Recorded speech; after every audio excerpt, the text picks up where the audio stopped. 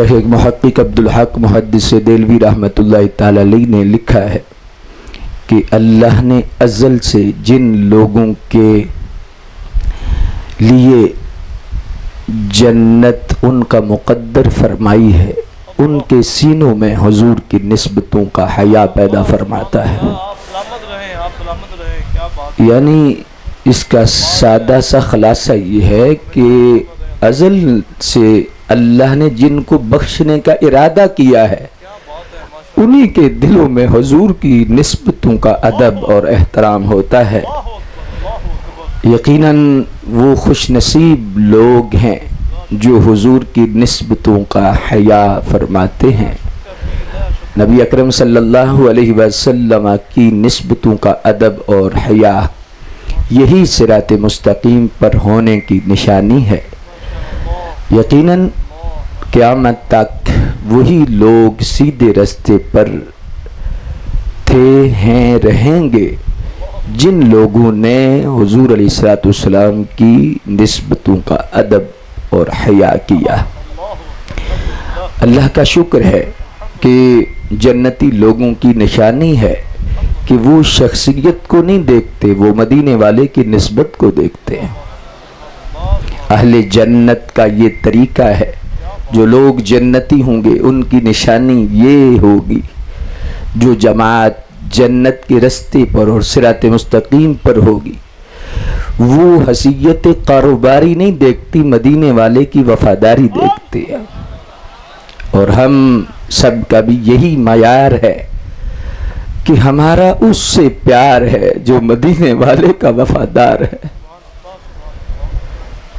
اور اسی سوچ کو اہل سنت و جماعت کا نام دیا گیا ہے کہ جو نبی علیہ السلام کی ہر نسبت کا تقدس پیش نظر رکھے، ہر نسبت کو مد نظر رکھے اور اس سوچ کو آگے پھیلائے۔ یقیناً یہی حق والوں کی علامت ہے۔ جہاں تک تعلق ہے اہل بیت کی محبت کا، ایک بہت بڑا نام ہوا ہے ہماری اس برے صغیر کی سرزمین پر، جنہیں دنیا شیخ احمد سرہندی معروف حضور مجدد الفسانی رحمۃ اللہ تعالی علیہ کے نام سے یاد کرتی ہے۔ یہ وہ ہستی تھیں کہ جو ازل سے جن کو اللہ نے چنا ہوا تھا، ان کی ابھی پیدائش نہیں ہوئی تھی کہ ان کے والد محترم وقت کے بہت بڑے قطب تھے، تو ان کو خواب میں حضور کی زیارت ہوئی اور حضور نے فرمایا شیخ احمد تیری گود میں ایسا بچہ آنے والا ہے جس کا نور قیامت تک رہے گا، اور وہ ظاہر میں تو تیرا بیٹا ہے، حقیقت میں میرا بیٹا ہے۔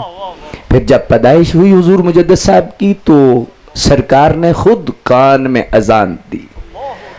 یہ خواب میں فرماتے میں دیکھ رہا تھا کہ سرکار تشریف فرما ہوئے ہیں، تو گٹی بھی خود دی، کان میں اذان بھی خود دی۔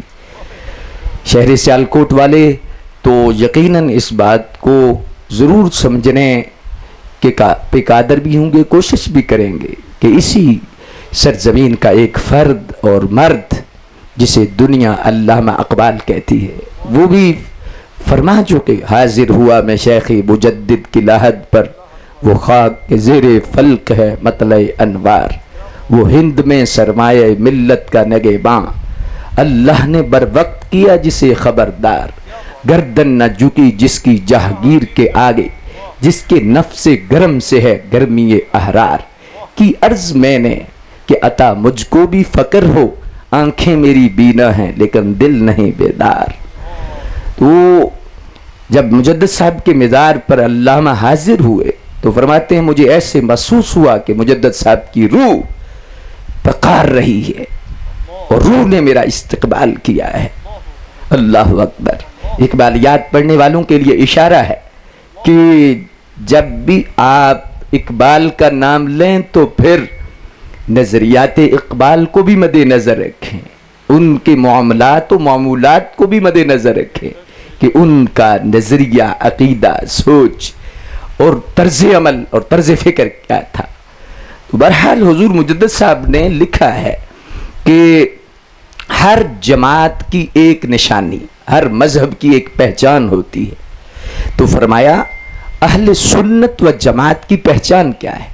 فرمایا محبت اہل بیت شعار اہل سنت است، فرمایا اہل بیت کی محبت اہل سنت کا شعار ہے، اہل سنت و جماعت کی پہچان ہے اہل بیت اکرام کی سچی محبت۔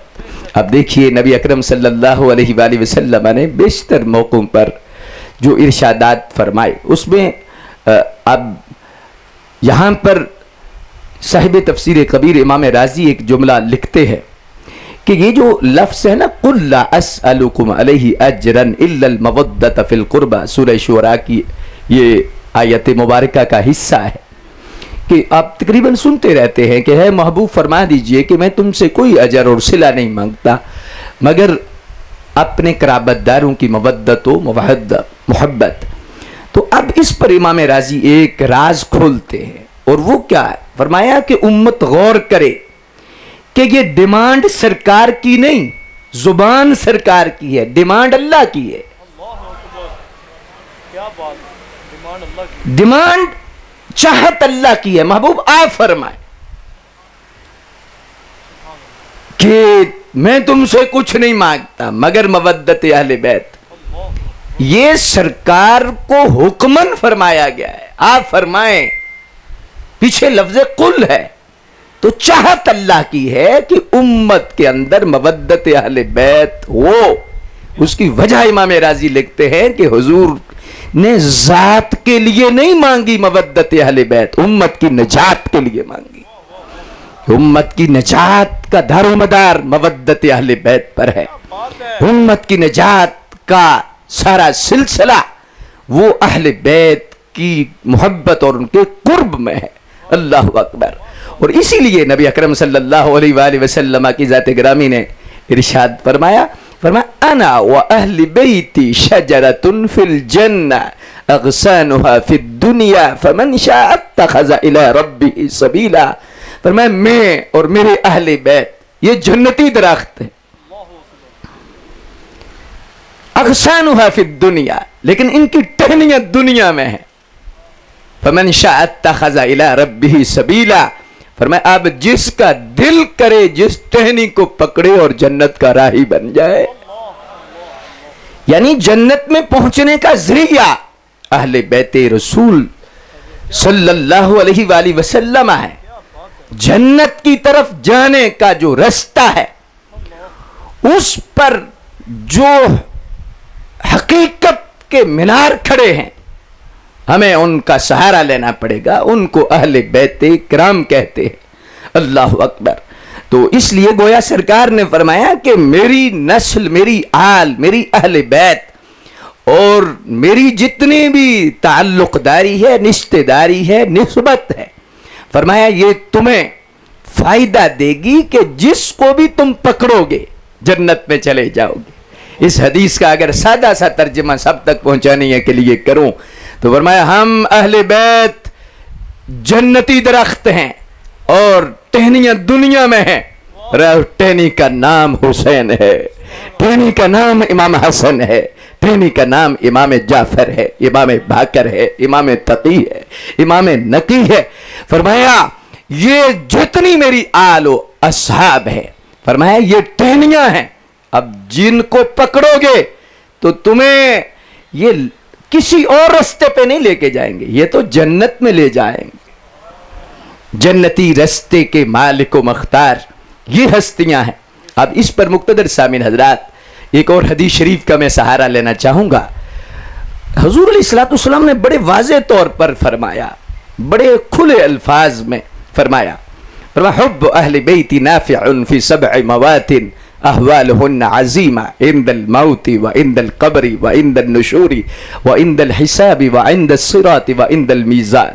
دیکھو لفظوں میں مٹھاس کتنی ہے، لفظوں میں کتنا چانن ہے، کیا ایک روحانیت پوشیدہ ہے حضور کے ہر لفظ میں۔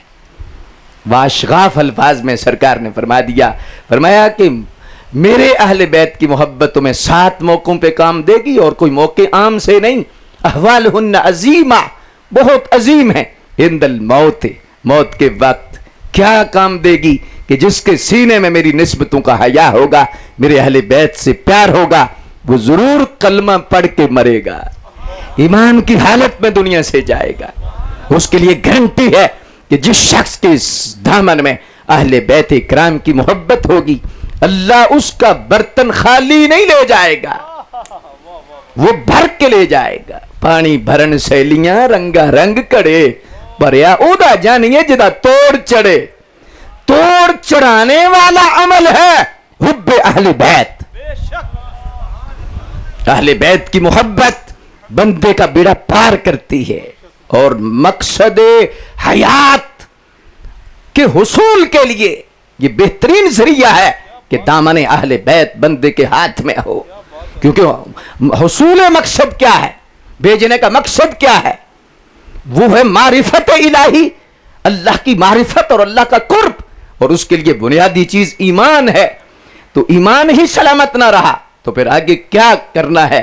فرمایا ایمان کی سلامتی کے لیے یہ باڑ ہے کہ کوئی جانور اندر نہ آئے، اس باڑ کو محبت اہل بیت کہتے۔ اہل بیت اکرام کی محبت اور عظمت،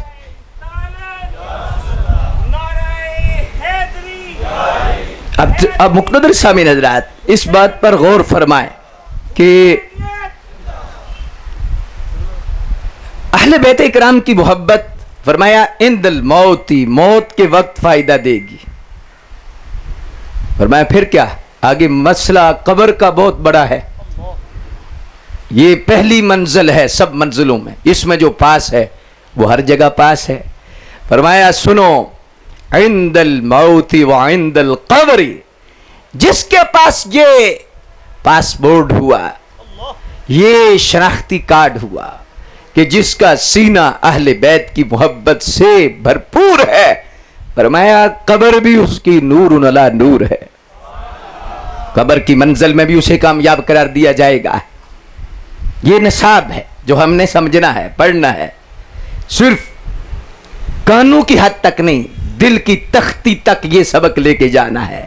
وَعِنْدَ الْمَوْتِ وَعِنْدَ الْقَبْرِ وَعِنْدَ النُّشُورِ، پھر اٹھتے وقت قبروں سے جب سب نکلیں گے تو افراتفری کا عالم ہوگا، اللہ اکبر، اس وقت بھی ایک خاص دہشت ہوگی، وحشت ہوگی، لیکن فرمایا جو میرے ساتھ پیار والا ہوگا، میرے خاندان سے محبت کرنے والا ہوگا، اٹھتے وقت بھی اس کا چہرہ چمک رہا ہوگا، کامیابی سے وہ اٹھے گا۔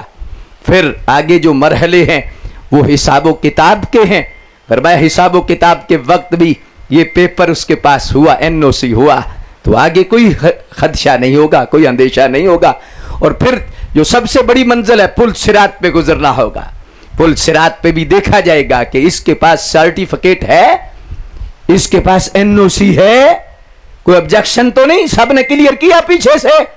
تو جب وہ دیکھیں گے کہ محبت اہل بیت کا کارڈ اس کے گلے میں ہے جی، تو کہیں گے یہ اپنے ہی ہے، اسے جلدی جانے دو۔ مقتدر سامعین حضرات، شکر ہے اللہ کا ہم کو اللہ نے وہ مسلک، وہ مذہب، وہ سوچ، وہ رستہ اور وہ GT روڈ عطا فرمایا ہے جس میں نہ توڑ ہے، نہ جوڑ ہے، نہ موڑ ہے، سیدھی سڑک طیبہ نگر کو ہے، جس میں نبی علیہ السلام کی نسبتوں کا ادب اور حیا ہے۔ اللہ اکبر۔ اور اب ایک حدیث شریف میں عرض کر کے تو پھر اور ایک خوبصورت منزل کی طرف آپ کی نظریں متوجہ کرنا چاہتا ہوں۔ حضور نے فرمایا کل سبب و نسب ينقطع یوم القیامہ الا سببی و نسبی۔ فرمایا کہ قیامت کے دن ہر سبب فائدہ نہیں دے گا، فائدہ ختم ہو جائے گا، منقطع ہو جائے گا۔ آج تو ہے کہ بندہ چیمہ صاحب ہے، چٹھا صاحب ہے، برادری والا ہے اور دولت والا ہے، اس کا ٹور ٹکا ہے، آج اس کا حوالہ کام آتا ہے، اس کو وہ چدراٹ کام دے رہی ہے، اس کو وہ خاندان کام دے رہا ہے کہ فیملی بڑی ہے، خاندان بڑا ہے، بہت پیچھے بیوروکریٹس ہیں، یہ تو خاندانی جرنلوں کا ہے، یہ تو خاندانی کرنلوں کا ہے، یہ تو بہت پڑھے لکھے لوگ ہیں. حوالہ ہوتا ہے نا دولت کا, شہرت کا, ہر قسم کا حوالہ ہوتا ہے. پھر حوالہ آگے کیش کیا جاتا ہے. لوگ حوالے کو کیش کرواتے ہیں. مجھے پتا ہے میں کون ہوں, پتا ہے یہ کون ہے, تو آپ کے پاس وہ آ رہے ہیں جو وہ ہیں, تو حوالہ کیش کرایا جاتا ہے. اور آج معذرت کے ساتھ زخمی دل سے یہ ضرور عرض کروں گا کہ آج تو معیار ہی دولت کو بنا دیا گیا ہے کہ صرف دولت پاس ہو تو وہ جھوٹا بھی زمانے کا سچا ہے. حالانکہ زمانے کا جھوٹا ہے, لیکن صرف ارب پتی ہونا چاہیے, کروڑ پتی ہونا چاہیے. وہ زمانے کا سچا بنا پھرتا ہے. پیسے نے اسے سچا بنایا, پیسے نے اسے ایماندار بنایا, پیسے نے اسے دیانتدار بنایا. حالانکہ زمانے جہاں کا کمینہ ہے, بددیانت ہے, بدبخت شخص ہے, لیکن کیا ہے کہ اس کے پاس دولت ہے, تو دولت کی وجہ سے وہ شخص زمانے میں عزت دار ہے. میں اکثر کہتا ہوں آج کل تو باقی ہماری مساجد کے اندر بھی یہی سسٹم ہے. ایک تقوی پرہیزگاری والا بندہ ہے, 5 وقت کا نمازی ہے, تہجد گزار ہے, اس کی رائے کا احترام نہیں ہوگا. جو فائنانسر ہے, پیسے دیتا ہے, کہیں گے چوہی صاحب بہت ایسی بات کر رہے ہیں. یہی ایک بات سچی ہے, جو فلاں صاحب کہہ رہے ہیں, جو فلاں صاحب کہہ رہے ہیں, جو فلاں صاحب کہہ رہے ہیں. معاشرے کے اندر بھی اگر جنازہ ہے تو اس پہ بھی رنگ دولت کا ہے, اگر شادی ہے تو اس کے بھی رنگ دولت کا ہے. جی کہ جو غریب آدمی ہے اس کے لیے معیار اور ہے, امیر آدمی ہے اس کے لیے معیار اور ہے. ماڑے دی مر گئی ماں تے لیندا نہیں کوئی نا, تگڑے دا مر گیا کتا تے پورا پنڈ نہیں ستا. یہ معیار ہے. میں صرف عرض کرنا چاہوں گا کہ نظام کو چلانے کے لیے یہ درجہ بندی ٹھیک ہے, یہ سینئر ہے, یہ جونیئر ہے, لیکن دل میں یہ درجہ بندی نہیں ہونی چاہیے. نظام کو چلانے کے لیے ہونی چاہیے. ایک کسی فیکٹری کا نظام ہے, حکومت کا نظام ہے, سارا سسٹم چلانے کے لیے ظاہر ہے سینئر جونیئر سارا سسٹم ہے, اور اس میں ایک ترتیب ہے, اور اس کے لیے ضروری ہے نظام کے لیے کہ یہ فلاں ہے, یہ فلاں ہے, لیکن وہ صرف نظام کی حد تک ہے, وہاں تک رہے. دل میں نہ آئے. دل میں آئے گا تو تکبر آئے گا, بیماری آئے گی, خباثت آئے گی, پھر گردن میں سریا آئے گا, وہ بندہ فرعون بن جائے گا, وہ بندہ نمرود بن جائے گا. تو دل میں نہیں آنا چاہیے. ہاں نظام کو چلانے کے لیے یہ سارے درجے بندیوں کا سلسلہ ہے, اور یہ سارا کا سارا نظام ہے, لیکن ہمارے دل کے قریب کتنا آ گیا ہے وہ آپ کو پتا ہے. معاشرے کے اندر کیا ہے اور کس انداز میں ہے. ہمارے لیے ایسی درجہ بندی کر دی گئی ہے غریب کے لیے اور امیر کے لیے, اور اس لحاظ سے پھر آگے سارا سلسلہ چلتا ہے. بلکہ یہاں تک ہے معاف کرنا جی کہ اگر غریب شخص کو غصہ آیا ہے اس کے لیے جملہ اور ہے, امیر کے لیے آیا اور ہے. کیا ہے, امیر کو آیا کہتے ہیں بابو راندہ وی پی آئی ہو گیا ہے, تو غریب کے لیے پاگل ہو گیا ہے. یہ جملہ ہے. حالانکہ یہ باتیں ہو سکتا ہے کہ اس لحاظ سے پسندیدہ نہ ہو, لیکن مجھے پیغام حسین کانفرنس میں آ کر جو سچا پیغام ہے وہ دینا ہے, جو حسینی پیغام ہے وہ دینا ہے, جو حق والوں کی سوچ ہے اسے اجاگر کرنا ہے, اسے آگے لے کے آنا ہے. تو اس لیے میں نے صرف اس پر یہ عرض کر رہا ہوں کہ درجہ بندی نظام کے لیے ہو, دل کے قریب نہ آئے, پھر بندہ بچ جاتا ہے, پھر بندہ مار نہیں کھاتا, اور اس بندے کو پھر کسی بھی جگہ روکا نہیں جاتا.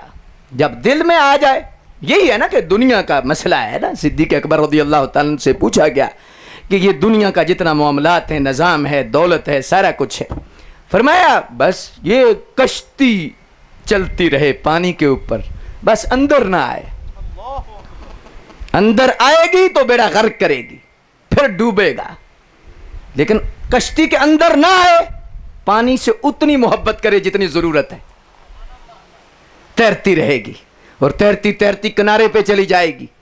لیکن اگر اندر آ گئی, سوراخ آ گیا, تو پھر خرابی لازم آئے گی, اور پھر بندہ ہچکولے کھائے گا. یہی ہمیں رستہ طریقت والوں نے دیا ہے, یہی رستہ ہمیں حقیقت والوں نے دیا ہے.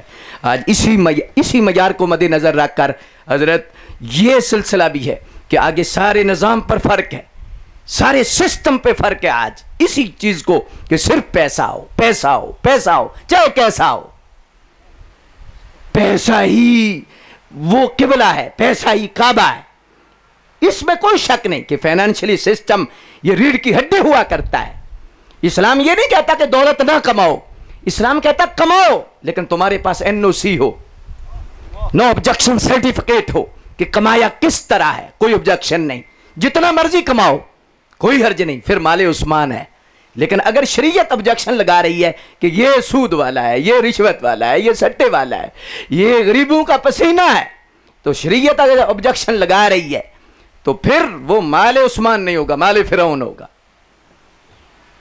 اور اگر دوسرے نمبر پر یہ بات بھی ضرور ذہن میں رکھیں کہ صرف کمانے پر NOC نہیں، خرچ کرنے پر بھی NOC ہو، کہ کما تو حلال کے رستے سے لیا ہے لیکن خرچ کس رستے پہ کر رہا ہے،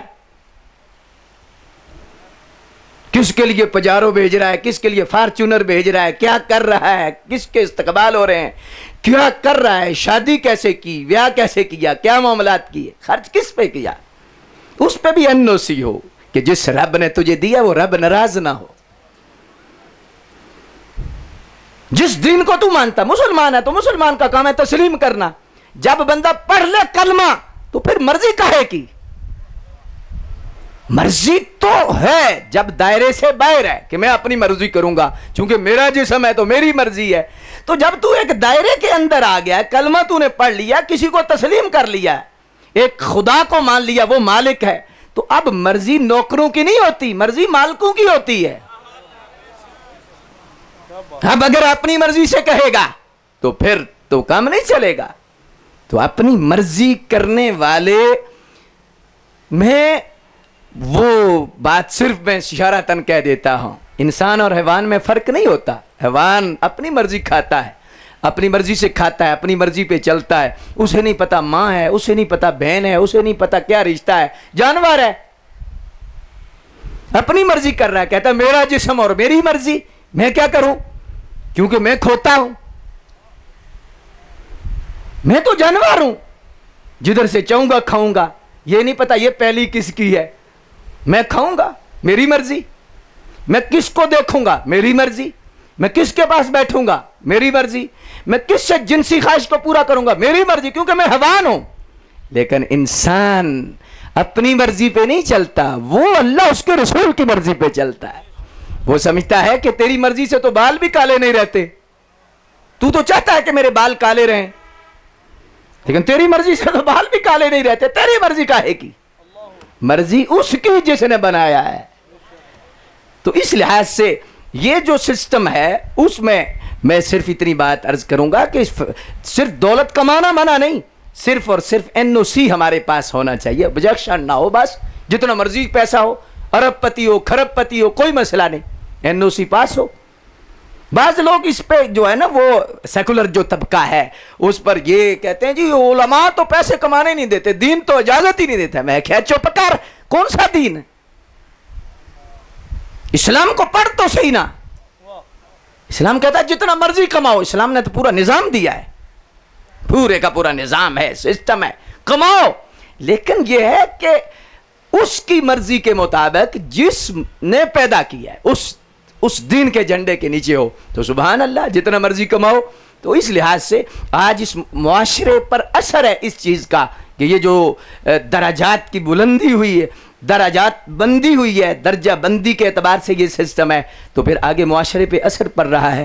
بچیوں کی شادیاں نہیں ہو رہی، معاملات ہیں، 60 سال کی بچیاں ہیں، بال چٹے ہو گئے ہیں اسی بیماریوں کی وجہ سے کہ ہم نے صرف رشتہ دیکھنا ہے۔ بچہ باہر ہے، فیکٹری والا ہے، جرنل کا ہے، کرنل کا ہے، اس کے پاس دولت کتنی ہے، اچھا شادی یہاں سے کروں گا تو جہیز کتنا دیں گے، وہ کمینے جس نے بچی دے دی ہے ابھی پیچھے فریج ڈھونڈ رہا ہے، تو جس نے جگر کا ٹکڑا دے دیا ہے ابھی بھی تو سوچ رہا کہ میرا فرنیچر بچے کا کمرہ سجانا ہے۔ کیا سوچ ہے؟ اللہ اکبر۔ پیغام حسین یہ ہے، نبی علیہ الصلوۃ والسلام کے نواسے کا پیغام یہ ہے کہ تمہیں ہمیشہ حق کا علم بلند کرنا ہے، سچ کا علم بلند کرنا ہے، سچ کو آگے لانا ہے۔ لیکن یہ بڑا مشکل ہے، آج صرف دیگیں پکا کر یا حسین کہہ لینا آسان ہے، ना हुसैन पाक का जो तर्ज फिक्र है ये तो बंदे को निचोड़ देता है, पूरा निचोड़ता है कि जब तूने लगाया नारा या हुसैन, हुसैन एक शख्सियत का नाम नहीं, दीन का दूसरा नाम हुसैन है। अल हुसैन मिन्नी व अना मिनल हुसैन, पर तो सही ना कि क्या है कि हुसैन मुझसे है, मैं हुसैन से हूं। मुझसे है तो समझ आती है, तो मैं हुसैन से कैसे हूं? उस पर शारिहीन हदीस ने लिखा है मैं हुसैन से हूं का मतलब है अब क़यामत तक जहां मेरा दीन होगा उसका इमाम हुसैन होगा। दीन की जो पहचान का नाम हुसैन है, दीन के चेहरे का नाम हुसैन है। अब क़यामत तक मेरे दीन की पहचान हुसैनियत से होगी, हुसैन से होगी। इसलिए ये मैं अक्सर अर्ज करता रहता हूँ, हज़रत सैयदना इमाम अली मकाम रज़ी अल्लाह तआला अन्हु का जो पैगाम है वो सिर्फ 2 लफ्ज़ी है, कोई लंबी चौड़ी बहस और तकरीर नहीं है, 2 लफ्ज़ी पैगाम है। क्या कि इस्लाम पर ख्वाहिशात को कुर्बान कर दो, इस्लाम को ख्वाहिशात पे कुर्बान ना करो। लेकिन आज क्या है? मर्जी का दीन, मर्जी का इस्लाम, मर्जी के मसले हम चाहते हैं और मर्जी का दीन हम चाहते हैं। ख्वाहिशात को कुर्बान करना हुसैनियत है और इस्लाम को ख्वाहिशात पे कुर्बान करना यजीदियत है। बस 2 लफ्ज़ों की बात है। बहुतियां गल्लां च फायदा कोई नहीं है, सनेड़ियों गल मकाउणी है, वारिस शामियां गल्लो करिए जिहड़ी अगां भी कम आवणी। ऊपर से दीन को मानना यजीदियत है और अंदर से मानना ये हुसैनियत है जी। दीन पर दुनिया को कुर्बान करना ये है असल, और दुनिया पर दीन को कुर्बान करना ये है गलत। दुनिया पर दीन को कुर्बान यजीदियत ने किया, यजीद ने किया, दुनिया के लिए दीन को कुर्बान कर दिया, ईमान को कुर्बान कर दिया, इस चीज को कुर्बान कर दिया। दुनिया पर दीन को कुर्बान करना जी ये यजीदियत है, और दीन पर दुनिया को कुर्बान करके नबी का अलम बुलंद करना कायनात के शहीद की सुन्नत है। यह है पैगाम हुसैन। कपड़े काले कर लेना काम नहीं, किरदार चिट्टा करना काम है। फिर मुहर्रम में बंदा कपड़े काले कर ले, ये हुसैन है। ये तनकीद नहीं, बराए इस्लाह कह रहा हूं कि बंदा कपड़े काले कर ले, नहीं भाई किरदार चिट्टा करो। मैं एक साथियों से सवाल करता हूं, चलो मैं ग्राउंड रियलिटी की तरफ थोड़ा सा आ जाता हूं। यजीद नमाज नहीं पढ़ता था, पढ़ता था लेकिन फर्क था, कभी पढ़ता कभी छोड़ता, कभी पढ़ ली कभी। लेकिन हुसैन तलवार के नीचे भी कभी पढ़ना कभी छोड़ना, ये यजीदियत है। मैं और आप मुहासबा अपना कर सकते हैं कि हम ऊपर से या हुसैन कहते हैं या अंदर से कहते हैं। सिर्फ देग पकाकर तो राजी कर लेना। एक तबके ने कहा कि बस 10 दिन कर लो तो राजी हो जाएंगे, एक ने कहा चलो देग पका लो तो राजी हो जाएंगे। इमाम अली मकाम की फिक्र क्या है? क्या है फिक्र जी? एक क़यामत से गुजरना होगा दरे शब्बीर पर जाने के लिए। करबला तेरी सदा काफी है, सारी दुनिया को जगाने के लिए जान हक के लिए देनी होगी, सिलसिला उनसे मिलाने के लिए देग नहीं, जान देनी होगी। अपनी ख्वाहिशात को कुर्बान करना होगा कि सुबह जब उठता है, हमारे साहब रहमतुल्लाह ताला अलैह फरमाया करते थे बेटा कि बंदे के अंदर भी यजीद है और अंदर भी हुसैन है। फरमाया नफ्स यजीद है और रूह हुसैन है। नफ्स की मानोगे तो यजीद के पीछे चलोगे, रूह की आवाज पे लब्बैक करोगे तो जन्नत के सरदारों के कदमों में आओगे। तो अब हम सुबह से लेकर शाम तक छोड़ें पूरे पाकिस्तान में क्या हो रहा है, जहान में क्या हो रहा है, पहले तो हम अपना मुहासबा कर लें कि सुबह उठकर हम कितने यजीद के पीछे चलते हैं और कितने हुसैन के पीछे चलते हैं।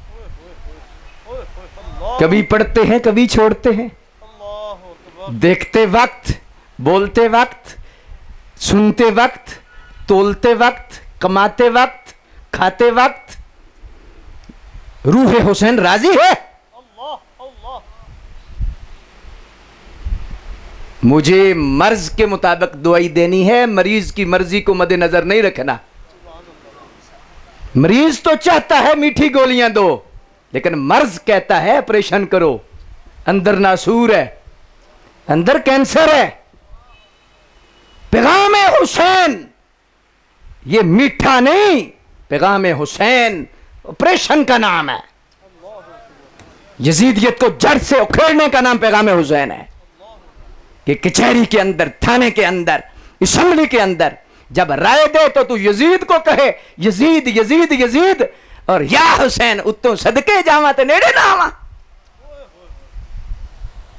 یہ کون سی حسینیت ہے کہ جب اسمبلی میں بندہ بھیجے تو اس وقت یزید کو آگے لگائے اور دیگ حسین کی پکائے؟ تو امام کہتے ہیں جا، دیگ تیری دی کوئی لوڑ نہیں، میں نے تو علی اصغر دے دیا نظام کے لیے، میں نے تو علی اکبر دے دیا ہے، اور تو مجھے دیگ دے کے راضی کرنا چاہتا؟ چل، قیامت کو پوچھوں گا تم سے، تم نے میرے دین کے ساتھ کیا کیا ہے، تم نے ہمارے نظام کے ساتھ کیا کیا ہے۔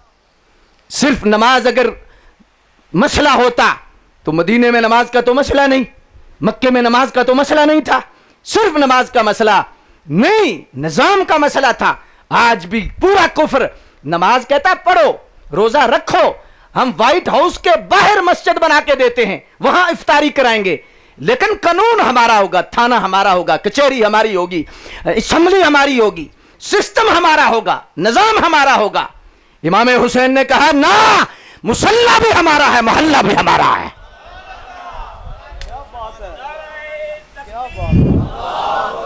یہ ہے پیغام حسین کہ صرف مصلی نہیں، مصلی کہا مدینے سے بڑا مصلی کس کا ہے، میں چھوڑ کے جا رہا ہوں۔ پیروں کو بھی فرمایا، یہ سبق دیا پیغام حسین نے، کردار حسین نے پیروں کو سبق دیا کہ وقت ہے، مجھ سے بڑا مصلی کس کا تھا۔ اور چھوڑ دینا مصلی، نبی کے دین کے لیے نکل پڑنا، نبی کی شریعت کے لیے نکلنا، نکل کر خانقاہوں سے ادا کر رسم شبیری۔ یہ اصل میں ہے پیغام حسین۔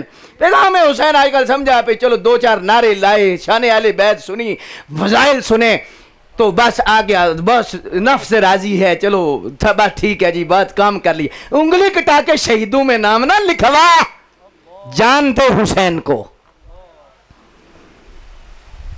امام تجھ پہ راضی ہوں، اور میں قسم اٹھا کے کہتا ہوں ویسی ہوں کہ جو اس فکر پر قدم سے چلے، ایک قدم چلے، پھر آگے چلتا رہے۔ مشکلات تو آئیں گی، بچے دینے پڑیں گے، علی اصغر، علی اکبر، سب کچھ دینا، کنبہ کہانا پڑے گا جی، عزت کو داؤ پہ لگانا پڑے گا، ایسا یہ تو نہیں نا۔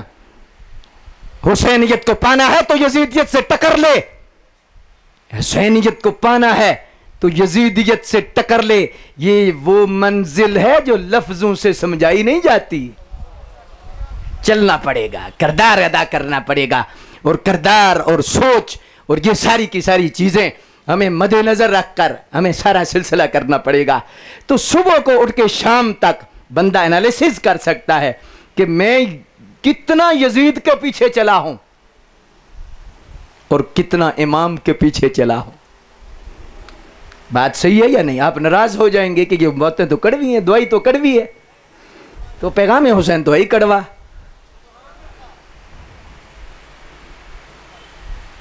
روح راضی ہوگی، نفس راضی ہو سکتا ہے نہ ہو۔ اصل میں آج ہم نفس اور روح کے سکون میں فرق نہیں کر پا رہے۔ کہتے ہیں جی میں فلاں محفل چ گیا، قوالی سنی، میں بڑا مزہ آیا۔ یہ نہیں پتا پتر بھی نفس دا مزہ یا روح دا۔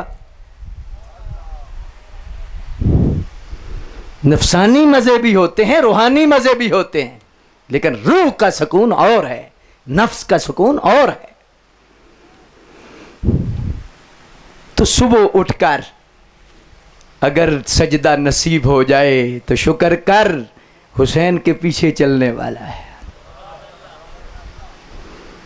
دکان پہ سچ بول رہا ہے، کاروبار میں سچ بول رہا ہے، حالانکہ پتہ ہے کہ ادھر سے کروڑ ملے گا، رشوت سے، سود سے، ناجائز ذرائع سے کروڑ ملے گا، لیکن حسینی فکر کہتی ہے مجھے کروڑ نہیں چاہیے، مدینے تک توڑ چاہیے۔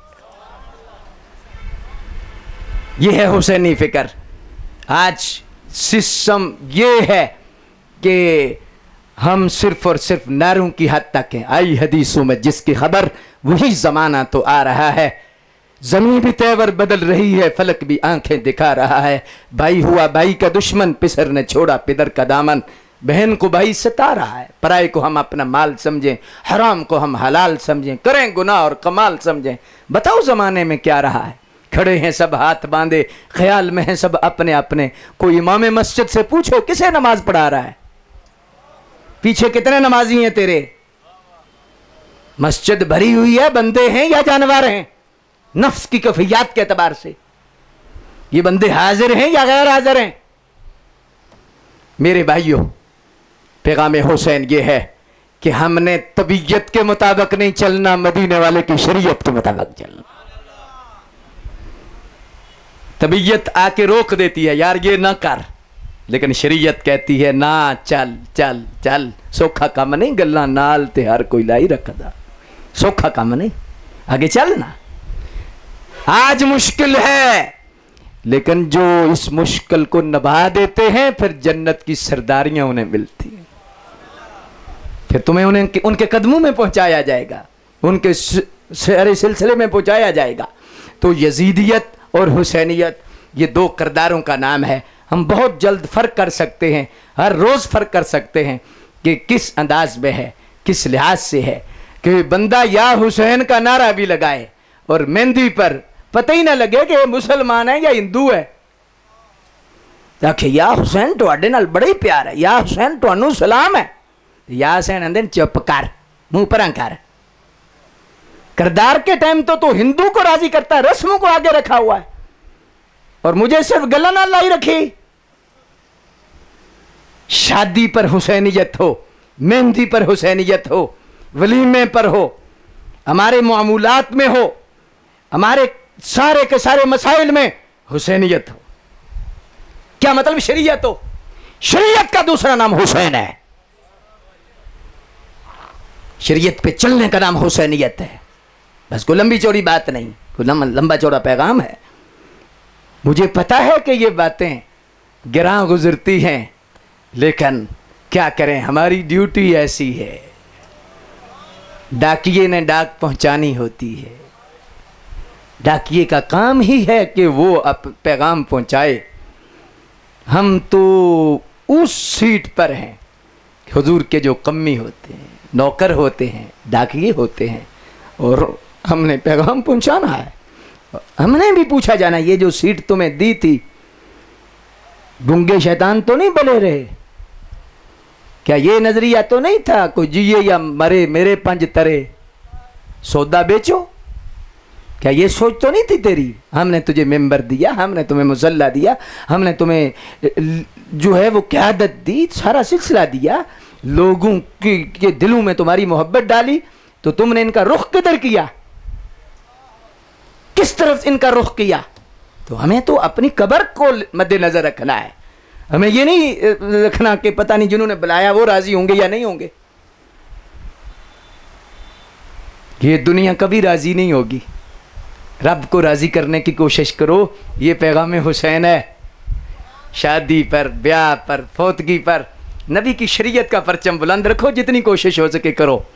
جی, تو اس لحاظ سے میں تھوڑا سا کڑوا پیغام یہ دے رہا تھا کہ ہماری جب شادیاں ہوتی ہیں, ان شادیوں کے موقع پر بھی یہی دیکھا جاتا ہے. کیا دیکھا جاتا ہے کہ یہ جو جہاں بچی دے رہا ہوں یا لے رہا ہوں, ان کے پاس پیسہ کتنا ہے, یہ بچہ باہر ہے. لیکن ہمارا دین, ہماری شریعت حسینیت کہتی ہے کہ پہلی جو امتیں تھیں یا پہلی قومیں تھیں, وہ یا حسن کے لیے رشتہ کرتی تھی یا مال کے لیے کرتا تھی. لیکن فرمایا میری امت دین کی بنیاد پر رشتے کرے. پھر حسن اور مال کا درجہ بھی سرکار نے دیا ہے کہ مد نظر رکھے. یہ چیزیں بھی ضروری ہیں, لیکن ترجیح بنیادوں پر دین دیکھنا ہے. یہ دیکھنا ہے کہ بچہ باہر ہے, یہ بعد میں دیکھنا ہے. یہ دیکھنا ہے کہ دین سے تو نہیں باہر, مذہب سے تو نہیں باہر.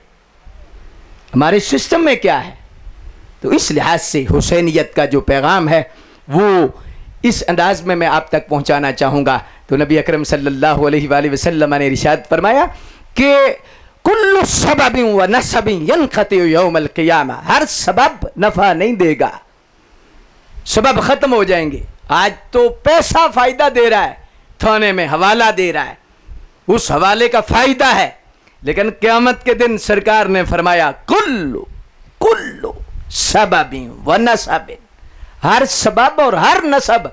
نسب کا کیا مطلب کہ چیمہ صاحب، چٹھا صاحب، ملک صاحب، چودھری صاحب، یہ ہے نسب. اور سبب دولت، شہرت، حوالہ، تعلق، رشتہ داری، فرمایا سب منقطع ہو جائیں گے، لیکن سنو الا سبب و نسبی، فرمایا قیامت کے دن میرا وسیلہ بھی کام دے گا، میرا خاندان بھی تمہیں کام دے گا. ان سے بنا کے رکھنا، حسین سے، حسین کے پیچھے چلنا، حسین کی مان کے چلنا اور حسینیت پہ چلنا. کیوں کہ میرا سبب بھی تمہیں کام دے گا اور میرا نسب بھی تمہیں کام دے گا. اللہ اکبر. تو اس لحاظ سے مقتدر سامعین حضرات، سرکار نے جو اہل بیت کی محبت کے فائدے بتائے ہیں، اس پر نبی اکرم صلی اللہ علیہ وآلہ وسلم نے جو روشنی امت کو دی ہے، میں نے اشارتاً آپ کے سامنے رکھی ہے کہ اہل بیت کی محبت کا فائدہ کیا ہے. چند منٹ میں دو پیغام اور دینا چاہتا ہوں تاکہ بات مکمل ہو جائے. وہ یہ ہے کہ جب لفظ اہل بیت آتا ہے، اہل بیت کا لفظ آیا، محبت تو سمجھ آ گئی، لیکن اس میں دائرہ کتنا ہے اہل بیت کا، یہ بڑا مسئلہ سمجھنے والا ہے کہ اہل بیت کا دائرہ کتنا ہے، کون لوگ ہیں جو شامل ہیں. تو ان سے پیار کریں تو بیڑا پار ہو جائے گا. وہ کون سے لوگ ہیں؟ تو اب ہم قرآن کا سہارا لیں گے.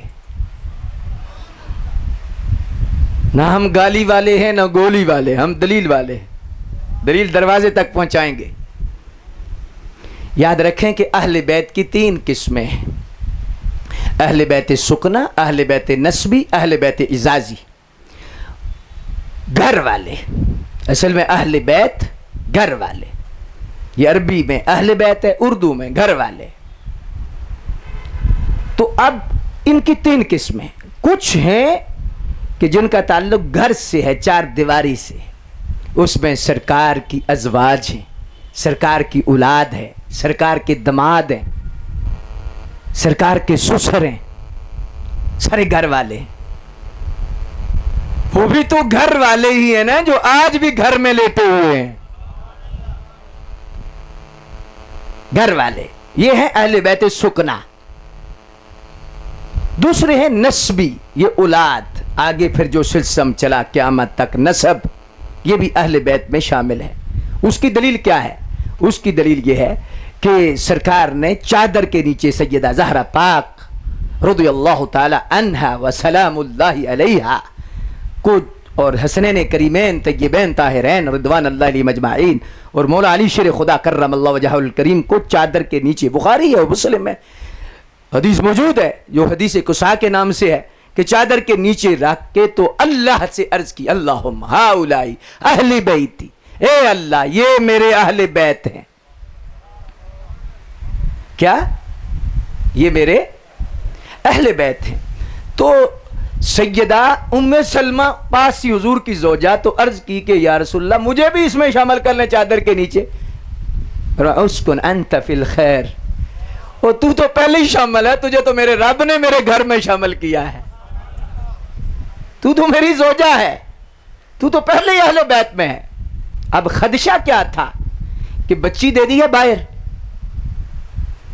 تو لوگ یہ نہ کہیں بعد میں آنے والے کہ چلو گھر میں تھے تو اہل بیت تھی، لیکن اب تو باہر چلی گئی ہے، رشتہ باہر ہو گیا ہے، اور ان کے بیٹے جو ہیں یہ تو اہل بیت میں. خوارج کی سوچ کو روکنے کے لیے سرکار نے چادر پھیلائی تاکہ کوئی ان کو باہر نہ نکال دے، یہ نہ سمجھے کہ یہ اہل بیت سے ہیں، اہل بیت سے باہر ہیں. تو نبی اکرم صلی اللہ علیہ وسلم نے چادر کے نیچے رکھ کے کہا یا اللہ یہ میرے اہل بیت ہیں. میں ان سے محبت کرتا ہوں، تو بھی ان سے کر، اور قیامت تک جو ان سے کرے ان کا بھی بیڑا پار فرما دے، محبت فرما ان سے۔ تو اب غور سے بات سننے والی ہے، یہ سمجھنے والا سبق ہے کہ اہل بیت میں سرکار نے انہیں شامل کیا، یہ ہیں سرکار نے جنہیں شامل کیا، حضور کی ازواج اور دیگر وہ ہیں جنہیں اللہ نے شامل کیا۔ اب اس کے لیے میں دلیل کیا آپ کے سامنے رکھوں؟ ظلم کیا ہوا ہے؟ ظلم یہ ہوا ہے کہ اس حدیث کی بنا پر کچھ لوگوں نے یہی نظریہ بنا لیا ہے کہ یہ ہی اہل بیت ہیں، لیکن قرآن و حدیث کہتا ہے یہ ہی اہل بیت نہیں، یہ بھی اہل بیت ہیں۔ جب یہ ہی کہہ دیا جائے تو پھر باقیوں کی نفی ہو جاتی ہے، اور بھی کہہ دیا جائے تو اثبات ہوتا ہے، دوسروں کو بھی بیچ میں شامل کر دیا جاتا ہے۔ حدیث کو صاحب بیان کرتے ہوئے دیانتداری کا دامن چھوڑا گیا اور حضور کی ازواج کو اہل بیت سے خارج کیا گیا کہ اور کوئی اہل بیت میں نہیں ہے، یہی ہستیاں اہل بیت ہیں، مخصوص کچھ ہستیاں ہیں جو اہل بیت میں ہیں۔ لیکن دیانتداری سے مجھے قبر کی فکر رکھتے ہوئے اور ممبر رسول کا تقاضا سامنے رکھتے ہوئے مجھے آپ تک یہ پیغام پہنچانا ہے کہ قرآن نے جنہیں اہل بیت کہا ہے، سب سے پہلے جنہیں مخاطب کیا ہے وہ تو وہی حضور کی ازواج۔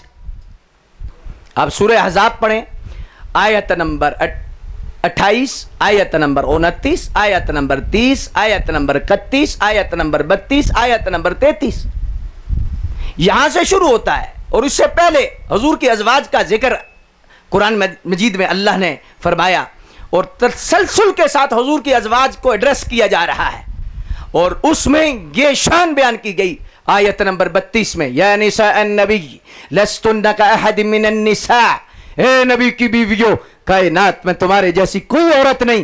کیوں؟ اب تم عام نہیں، اب تم خاص ہو۔ کیوں؟ تم اب میرے نبی کے حرم میں آ گئی ہو، تم ایک خاص نسبت کے تحت اب ہو، پہلے نہیں جی۔ کائنات کی عورت آپ جیسی نہیں، بے مثل ہو تم۔ جن کے حرم میں آ کر عورت بے مثل ہو جائے وہ خود بے مثل کتنے ہوں گے۔ اب اس پر اگلی جو آیت ہے، یہ آیت آگے جب مکمل ہوتی ہے تو پھر اگلی آیت ہے، میں مختصر کر رہا ہوں وقت کے دامن میں وسعت نہ ہونے کی وجہ سے۔ اگلی جو آیت ہے وہ کیا ہے؟ ایڈریس ہو رہا ہے وَقَرْنَ فِي بُيُوتِكُنَّ وَلَا تَبَرَّجْنَ تَبَرُّجَ الْجَاهِلِيَّةِ الْأُولَى وَأَقِمْنَ الصَّلَاةَ وَآتِينَ الزَّكَاةَ وَأَطِعْنَ اللَّهَ وَرَسُولَهُ إِنَّمَا يُرِيدُ اللَّهُ لِيُذْهِبَ عَنْكُمُ الرِّجْسَ أَهْلَ الْبَيْتِ۔ پورے زمانے میں یہ آیت پڑھی جاتی ہے، انما یرید اللہ لیذھب عنکم الرجس اہل البیت، لیکن ظلم کیا ہے کہ اسی آیت کو پڑھ کے ازواج رسول کو خارج کیا جاتا ہے، حالانکہ یہ آیت ہی آل حضور کی ازواج کے لیے نازل ہوئی ہے۔ حضور کی ازواج کے لیے لفظ اہل بیت بولا گیا ہے کہ وقرن فی بیوتکن، اپنے گھروں میں ٹھہری رہو، ولا تبرجن تبرج الجاہلیۃ الاولی، جو پہلے زمانے میں جہالیت کے معاملات تھے ان میں نہ پڑھو، کیونکہ تمہارا تعلق میرے نبی سے ہے، میرے محبوب سے ہے۔ وَأَقِمْنَ الصَّلَاةَ، نماز قائم کرو، وَأَتِينَ الزَّكَاةَ، زکات دو، وَأَطِيعْنَ اللَّهَ وَرَسُولَهُ، اللہ اس کے رسول کی اطاعت کرو۔ کیوں؟ کیا وجہ ہے؟ انما یرید اللہ لیذھب عنکم الرجس، اللہ نے ارادہ فرما لیا ہے کہ نبی کے اہل بیت کو ہر ناپاکی سے دور رکھے، یہ اللہ کا ارادہ ہے۔ تو اب سمجھنے والے لوگ سمجھ چکے ہیں، سمجھ سکتے ہیں کیا کہ اب یا اس آیت میں اہل بیت کے لفظ سے مراد حضور کی ساری ازواج۔ تو اہل بیت کا لفظ قرآن مجید میں نبیوں کی ازواج پہ بولا گیا ہے۔ آج بھی لفظ بولا جاتا ہے گھر والی کدھر ہے؟ گھر والی سے مراد کون لیتے ہو؟ سیالکوٹ، سمڑیال، اس علاقے میں پوچھا جائے گھر والی کتھے ہے، اس سے کیا مراد لیتے ہو؟ بیوی لیتے ہو؟ تو پنجابی میں گھر والی اور عربی میں اہل بیت۔ یہ کون سا انصاف ہے کہ ازواج کو اہل بیت سے خارج کر دیا جائے؟ سرکار نے اپنی اولاد کو بھی اہل بیت میں شامل کیا، حدیث قصہ میں چادر میں رکھ کے کہا کہ یہ میرے اہل بیت ہیں۔ لیکن یہاں پر فرق وہی ہے کہ کچھ لوگوں نے ان کو ہی سمجھا کہ یہ اہل بیت ہیں۔ سرکار نے چادر میں رکھ کے کہا یا اللہ یہ بھی میرے اہل بیت ہیں۔ یہ نہیں فرمایا یہ ہی میرے اہل بیت ہیں، یہ بھی میرے اہل بیت ہیں. کیوں؟ انت فی الخیر میں یہ بات ثابت ہے کہ تو پہلے ہی اہل بیت میں ہے. تو اس لحاظ سے اب ایک اور حوالہ میں اگر اجازت ہو تو قرآن مجید کا دینا چاہتا ہوں. سورہ ہود ہے. حضرت ابراہیم علیہ السلام کی عمر مبارک 90 سال کی جب ہوئی، یا ایک روایت میں آتا ہے کہ 10 سال کی ہوئی، تو اولاد نہیں تھی. اللہ کے فرشتے آ گئے. جب اللہ کے فرشتے آئے تو انہوں نے خوشخبری دی، بھائی صاحبہ اللہ آپ کو بیٹا دینے لگا، اسماعیل علیہ السلام کی، آپ کو بیٹا دینے والا ہے. تو انہوں نے کہا بہار تو چلی گئی، اب تو خزاں ہے، عمر کون سی ہے ہماری اب، تو تم کیا کہہ رہی ہو؟ تو قرآن نے لفظ کوڈ کیے ہیں فرشتوں نے، کیا اتعجبین من امر اللہ، آپ اللہ کے امر میں تعجب کر رہی ہیں؟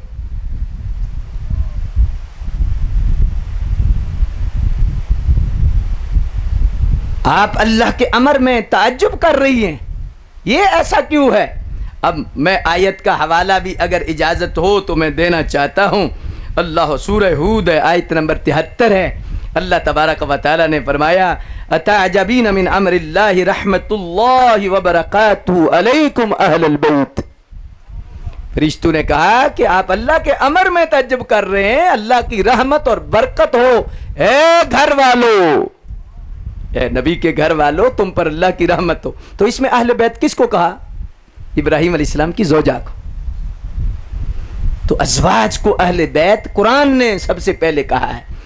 خیر مقتدر صاحبین حضرات، اس میں صرف اشارہ کر کے آگے گزر رہا ہوں، چونکہ پیغام سمجھانا ہے، مقصد سمجھانا ہے، تاکہ ہماری نظریاتی سرحدیں بھی محفوظ رہیں اور کوئی سنڈی وغیرہ آ کر تو ہماری نظریاتی فصل کو خراب نہ کرے، کوئی دیمک نہ چاٹ جائے، تاکہ یہ سپرے بھی ضروری ہے.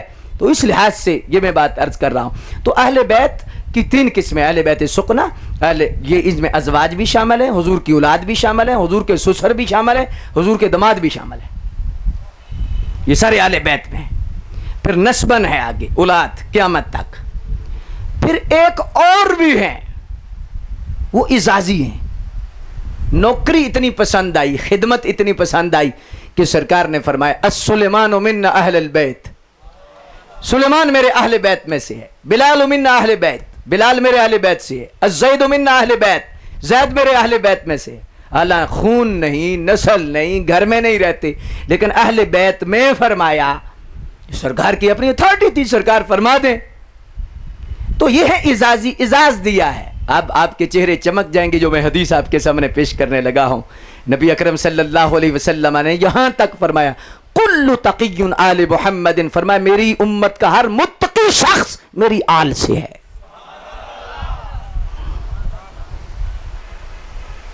اب اعتراض ہوتا ہے کہ کیسے آل سے ہے؟ میں نے کہا قرآن تو پڑھو نا. قرآن آل فرعون، آل نمرود، آل موسیٰ و ہارون، آل کا لفظ قرآن کہہ رہا ہے. تو فرعون کے تو بچے ہی نہیں تھے، تو اولاد کیسے ہوئی؟ یہاں آل سے مراد قرآن لے رہا ہے فرعون کے ماننے والے، نمرود کے ماننے والے، موسیٰ کے ماننے والے، ہارون کے ماننے والے، وہ آل میں ہیں. جب فرعون کے ماننے والے آل میں ہیں تو امت قیامت تک حضور کی ماننے والی کیوں آل میں شامل نہیں ہو سکتی؟ لیکن یہ اعزازی ہے. کیا ہے؟ اعزازی ہے. یہ سرکار نے اپنی اتھارٹی سے دیا ہے، یہ ان کی اپنی شفقت ہے. تو اس لیے اہل بیت کا جب لفظ آئے تو یہ مسئلہ میں آج سمجھانے لگا ہوں کہ اس پر یہ ایک وسیع دائرہ ہے کہ اس میں بہت ساری نسبتیں شامل ہیں، صرف چند نفوس نہیں ہیں جو اہل بیت میں ہیں. تو جب لفظ اہل بیت اور محبت اہل بیت آئے تو اس وقت یہ سمجھ جانا چاہیے کہ حضور کی ہر نسبت کو سلامی دینی ہے، تب ایمان محفوظ رہے گا، تب قبر میں چانر رہے گا، تب قبر میں نور اور سرور رہے گا. اس لیے نہیں کہ جانج نال سلاتے لاڑے نال ویر، لاڑے نال سلاتے جانج نال ویر، اس طرح کرنے سے کام نہیں چلے گا، بلکہ دیانتداری کے ساتھ ہر نسبت کا ادب اور حیا رکھنا پڑے گا. اور اس لحاظ سے پھر یہ سارے کا سارا سلسلہ کرنا پڑے گا. تو اس لیے میں نے آج اس مختصر وقت میں چاہتا تو تھا کہ میں اور کم آپ کا وقت لوں، لیکن شاہ زیب صاحب کی آج مرضی تھی کہ ہمیں زیادہ وقت دیا جائے. تو آج ان کی نیت کے مطابق وقت زیادہ ہوا ہے، تو اس لحاظ سے میں نے دو مسئلے آپ کو ایک پیغام حسین کی صورت میں آپ کے سامنے عرض کیا کہ محبت اہل بیت کیا ہے اور اہل بیت کون ہیں۔ اب اہل بیت کی محبت کن میں ہے اور جن میں اہل بیت کی محبت ہے ان کی نشانی کیا ہے، بس یہ پیغام دے کر گفتگو کو سمیٹنا چاہتا ہوں۔ یاد رکھیں کہ نبی علیہ الصلوۃ والسلام سے جو کہ اہل بیت سے یا صحابہ سے جو محبت کا ہمارا رشتہ ہے وہ سرکار کی وجہ سے ہے۔ کس وجہ سے ہے؟ ہم صرف پھل کو نہیں دیکھتے، ہم درخت کو بھی دیکھتے ہیں کہ جس درخت کا پھل ہے۔ اصحاب، اولاد، ازواج سب کا ادب ہے سرکار کی وجہ سے، نبی اکرم صلی اللہ علیہ وسلم کی وجہ سے ادب ہے۔ تو اب کیا ہے کہ جن لوگوں میں یہ ادب ہوگا، مجدد الفسانی نے لکھا ہے کہ جن میں سچی اہل بیت کی مودت ہوگی، محبت ہوگی، حضور کی نسبت کا ادب ہوگا، یہ سبق سارے سبق کا خلاصہ ہے اور آپ نے یہ سبق ضرور یاد رکھنا ہے، آگے پہنچانا ہے کہ جب یہ اہل بیت کی محبت اور قرآن کا نور دونوں چیزیں اکٹھی ہوں گی، قرآن اور اہل بیت، یہ جب نور اکٹھا ہوگا، میں شارٹ کر رہا ہوں، تو اس کی نشانی کیا ہوگی؟ اس کی نشانی ہے کہ جب یہ دولت مل جائے تو اس گھروں کے اندر، اس جماعت کے اندر اللہ کثرت سے ولی پیدا کرتا ہے۔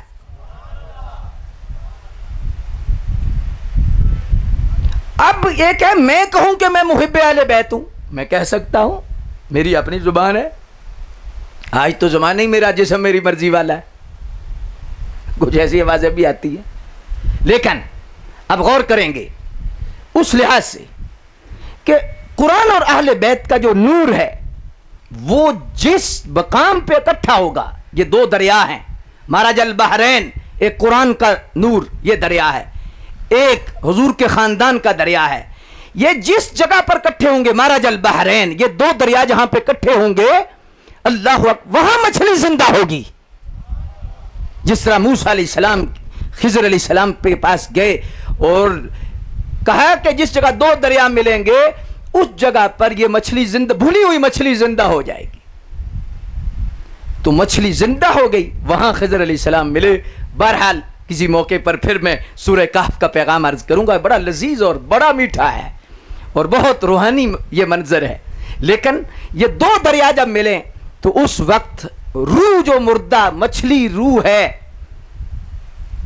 یہ مردہ اگر ہے لیکن دو دریا جب ملیں گے تو یہ روح زندہ ہو جائے گی، پھر تمہیں اللہ کا کوئی بندہ ملے گا۔ تو اب کیا ہے؟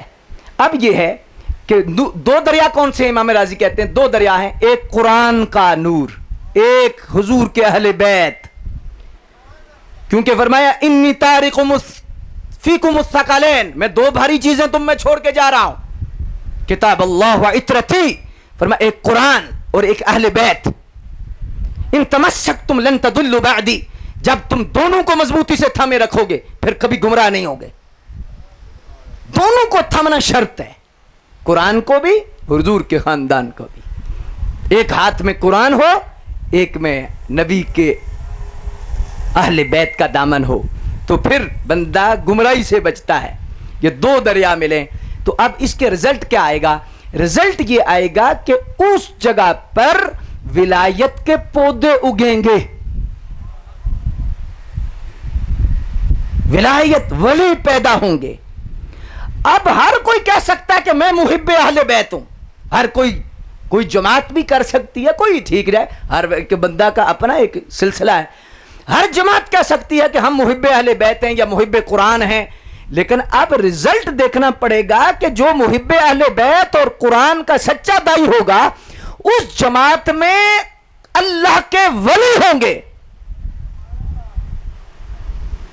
اب 1400 سال سے لے کر آج تک دیکھو، کوئی تنقیدی نظر نہیں، کوئی تفرقہ پروری والی بات نہیں، قبر کو سامنے رکھتے ہوئے آپ ایک رزلٹ پر پہنچ سکتے ہیں کہ 1400 سال سے لے کر آج تک ولی جن لوگوں میں ہیں انہیں تو زمانہ اہل سنت و جماعت کہتا ہے۔ تو پتہ چلا کہ سچے محب اہل بیت بھی پھر وہی ہوں گے جن میں ولی ہیں۔ مجھے تو اپنی قبر کی فکر ہے، اور میں پیغام دینا چاہتا ہوں، کسی کو راضی کرنا مقصود نہیں، کسی کو ناراض کرنا مقصود نہیں، کہ اہل بیت کی محبت کا نور جدھر ہوگا اس جگہ پر ولایت کا نور ہوگا، ولی ہوں گے۔ اب دیکھنا ہوگا کہ یہ ولایت کے پودے کس جگہ پر ہیں۔ داتا علی ہے، علی حجویری جیسا درخت کدھر ہے؟ مہر علی جیسا درخت کدھر ہے؟ جماعت علی جیسا درخت کدھر ہے؟ ہند الولی جیسا درخت کدھر ہے؟ جماعت علی، مہر علی، ہند الولی، غوث جلی، غوث اعظم، یہ درخت پھلدار کدھر ہیں؟ جدھر یہ درخت ہیں سمجھو اس چھاؤں میں بیٹھنے کی ضرورت ہے، ادھر ہی حقیقت ہے۔ اب بہت سارے لوگ آج دکانداری کے لیے سلسلے بھی بنا لیے، بیعت بھی شروع کر دی، سارا سلسلہ شروع کر دیا، 7 بسم اللہ کرو، بیعت کرو، سلسلہ شروع کرو، لیکن یہ ضروری ہے کہ جب تم سلسلے میں داخل کر رہے ہو تو سلسلہ تو وہ سچا ہے جو ولیوں والا ہے، تو ولیوں کا اگر بغض ہو تو پھر کیا مطلب؟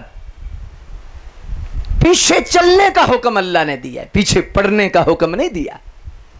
اللہ تبارک و تعالی جل مجد الکریم کی ذات گرامی کہ ان فرامین اور حدیث کی روشنی میں نے آپ کے سامنے یہ بات عرض کی ہے کہ اہل بیت کی محبت کتنی ضروری ہے، اہل بیت کون سے ہیں، اور جب اہل بیت کی محبت جس جگہ پر ہوگی اس کی نشانی کیا ہوگی، یہ سبق میں نے آج آپ کے سامنے رکھا ہے۔ اور اس انداز میں، حالانکہ یہ کڑوا سبق ہے، یہ اتنا میٹھا سبق نہیں، لیکن یہ بات کسی بھی لحاظ سے کوئی بھی رد نہیں کر سکتا۔ کسی کے سامنے دلیل رکھیں کہ بھئی جب آپ کام کر رہے ہیں تو اجرت تو ملے،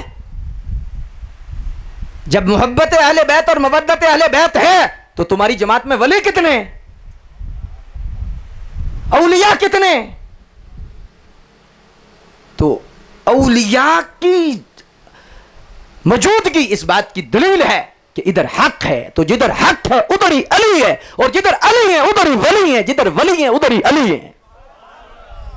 بس بہتیاں گلاں چ فائدہ کوئی نہیں، اساں نیڑیوں گل مکاونی ہے، وارے شامیاں گلوں کریے جڑی اگاں بھی کام آونی۔ اللہ اکبر۔ اس لحاظ سے مقتدر سامعین حضرات، اہل حق کی پہچان کی جو نشانی ہے وہ ہے قرآن اور اہل بیت، یہ دونوں کا دامن تھامنا ضروری ہے۔ صرف قرآن کو ہاتھ میں لگا کر یزید کے قصیدے پڑھ دینا اور امام حسین کو باغی کہنا، یہ قرآن کی فکر نہیں ہے، یا اہل بیت کی سیڑھی پر کھڑے ہو کر حضور کی دیگر نسبتوں کا حیا نہ کرنا، یہ قرآن کی عظمت کا اقرار نہیں ہے۔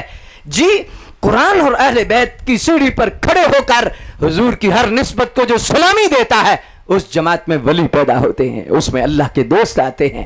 اور اسی لحاظ سے مقتدر یہ سامعین حضرات، یہ سارے کا سارا سلسلہ ہے۔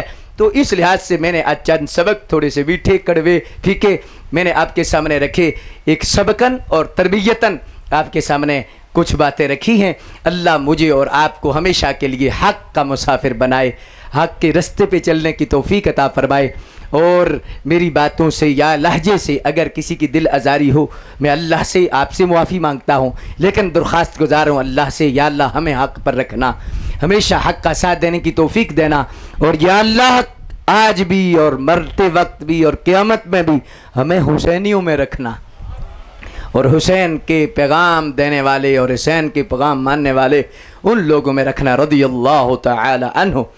تو اس لحاظ سے میں آج آخر پر آپ سے یہ گزارش کر کے اجازت چاہوں گا کہ آپ ایک تکڑی رکھیں، اور تکڑی حسین پاک کی رکھیں، تکڑی اپنے پاس روز رکھیں، اور اگر نفس کے پیچھے چلنا ہے تو آپ سمجھ لیں کہ میرا گھنٹہ یزید کے پیچھے ہے، اور اگر آپ نفس کے مخالف چل رہے ہیں تو سمجھو حسین پاک کے پیچھے آپ چل رہے ہیں۔ بس اتنی تکڑی آپ روز تول لیں۔